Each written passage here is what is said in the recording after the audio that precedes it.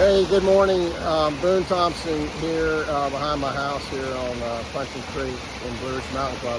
I was just wanted to take a quick video, show you how to shoot a waterfall. And so it's pretty fortunate that I happen to have waterfalls right behind my house, so that's pretty cool.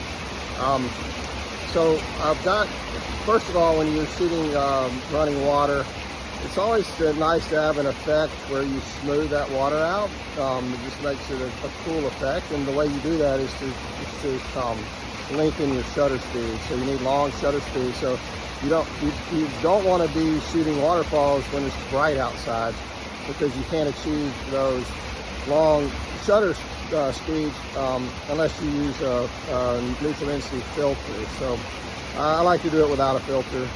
So what I've done is you always, so when you do a long shutter speed, it's obviously very important that your camera be perfectly still. So you really need a tripod. If you don't have a tripod, sometimes I'll use some rocks or sticks or something to act as a tripod, where I'll be able to stabilize my camera long enough to keep it still. And so what I do, you see here, first thing I had to do this morning was we had a log jam in this beautiful waterfall, so I had to go clear that log jam to make it clean that up, and that was fun. But here you can see I've got my tripod set up. There we go. And what I want to do is, first thing I do, you know, obviously I frame the shot, and then I'm using a 20 millimeter wide lens for this. But what I want to do is, after I frame my shot, I want to get my ISO down around 100 ISO is usually what I would like to have it at. So I've got it on auto ISO, and I've used F11. And the reason I'm using that f-stop is to have more of the waterfall in focus. So that gives me a larger depth of field. So, but if I go too much, like F22, the quality goes down a bit. So I'm doing F11. F16 is fine too. But, and then I'll just start adjusting my shutter until that auto ISO goes down to 100. So in this case, I think I'm like at a third of a second, maybe, on my shutter speed. And because that water happens to be a bright white, I also need to do some exposure compensation. So basically underexpose a little bit so I don't blow out that white, beautiful white waterfall there. So that's how I take a waterfall. And I will say this, I'm standing on the exact spot that I was in the middle of this creek and slipped on a rock, fell down into the creek, and broke my Nikon G9 camera. So be careful out there photographing waterfalls. Okay, let's see what we can get.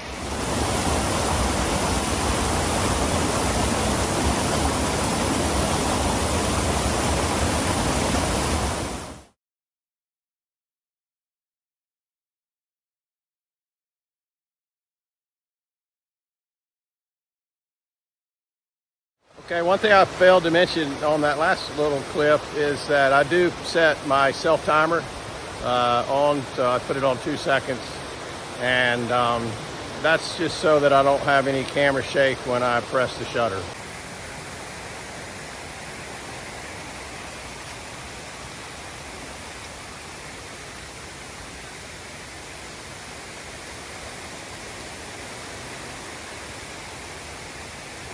Okay, headed down to Puncheon Falls, and we've had a lot of rain, so man, this baby is really cranking. It's pretty spectacular. Okay. Oh, what a beautiful morning. here in the Blue Ridge Mountains, western North Carolina.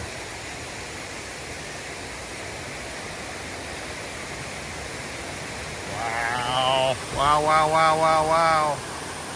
Wow. Holy smokes.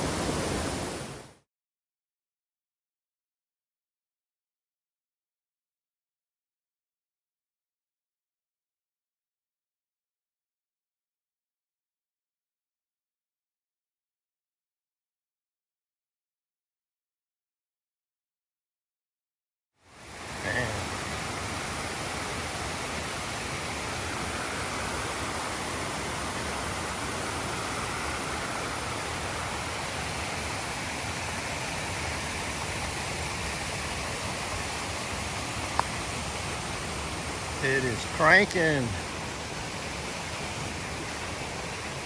Oh, man.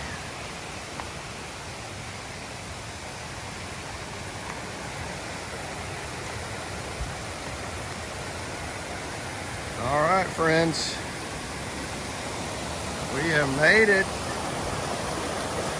Check it out. Check it out. Oh my God.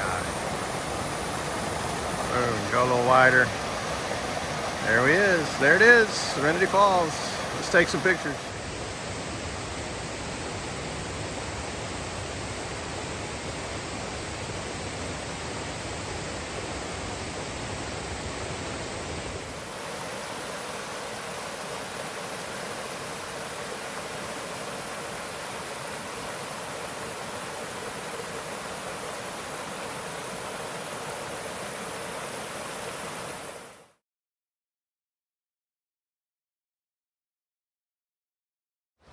So one thing I wanted to say is if you don't have a DSLR or mirrorless camera and you're using your iPhone, you can still take pretty pictures of waterfalls.